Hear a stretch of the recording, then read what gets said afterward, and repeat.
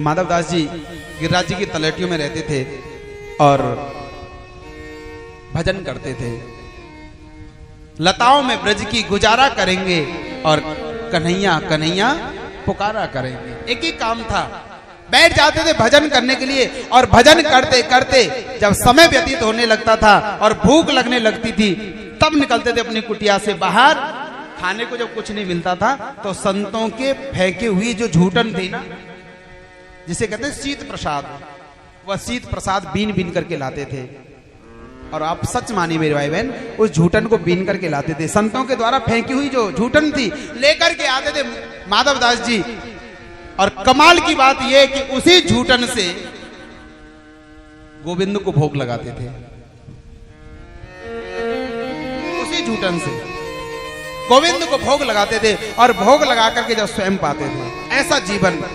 लेकिन एक दिन की घटना, माधवदास जी भजन करते करते इतने तल्लीन हो गए, इतने भाव विभोर हो गए, पता ही नहीं चला।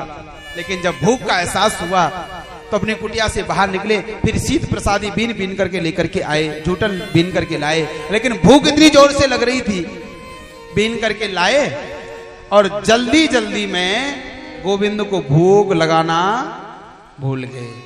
भोग लगाया नहीं और उसी समय माधवदास जी ने उस झूठन में से एक ग्रास अपने मुख के अंदर रख लिया।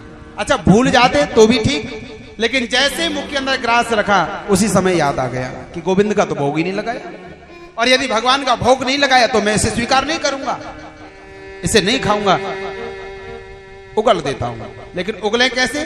भाव आया ये संतों का प्रसाद है, उगलेंगे तो संतों के प्रसाद का अपमान होगा, और निगल इसलिए नहीं सकते क्योंकि भगवान का भोग नहीं लगाया है।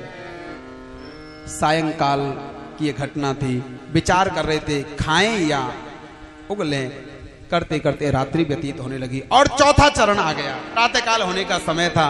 भगवान को लगा ये माधवदास ऐसा अद्भुत भक्त है मेरा, क्या करूं इसके साथ, क्या लीला करूं। और तुरंत गोविंद सामने प्रकट हो गए माधवदास के। माधवदास जी ने तुरंत चरणों में प्रणाम किया, लेकिन अब बोल नहीं सकते थे क्योंकि मुख के अंदर ग्रास रखा है, बोल नहीं सकते थे।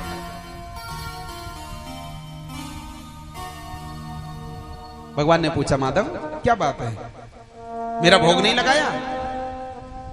सिर हिला कर कह दिया, हाँ आपका भोग नहीं लगाया। तो पालो? बोले पा नहीं सकता। क्यों?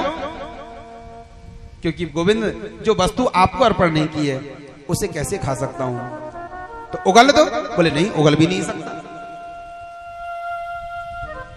तो करें क्या? तब गोविंद ने कहा था माधवदास से, माधवदास एक काम करो, तुम उगल नहीं सकते, निगल भी नहीं सकते, तो एक काम कर लो, अपने मुख से थोड़ा सा ग्रास लो और मुझे खिला दो।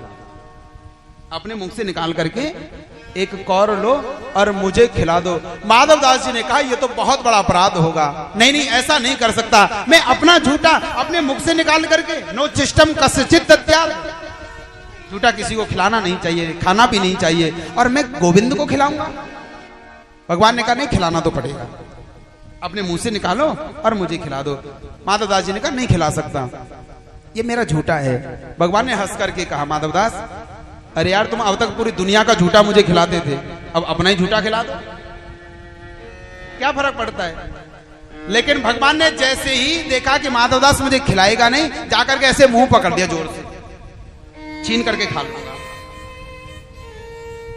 लेकिन माधवदास उस समय जल्दी जल्दी उस ग्रास को खाने लगे। अब खा ही जाता, उन्हें कन्हैया मेरे मुंह से निकाल करके खा लेगा, अपराध बन जाएगा, और जल्दी जल्दी खाने लगे। तो कहते हैं भगवान ने मुंह पकड़ रखा था तो कुछ अन्न के दाने जमीन पर गिर गए।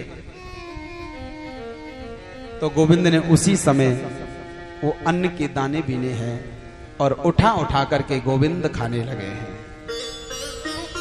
परमात्मा ने खाया है। इसलिए कहते हैं किसी से मेरी मंजिल का पता पाया नहीं जाता, जहां मैं हूं फरिश्तों से वहां जाया नहीं जाता, और मोहब्बत के लिए कुछ खास दिल मखसूस होते हैं, और ये वो नगमा है जो हर साज पर गाया नहीं जाता। अद्भुत भाव है ये, ऐसी ऐसी लीलाएं हैं भगवान की। माधवदास के मुख से निकले हुए ग्रास को बीन बीन करके भगवान पाते हैं। ऐसी सुंदर लीलाएं, श्रेष्ठ लीलाएं हैं।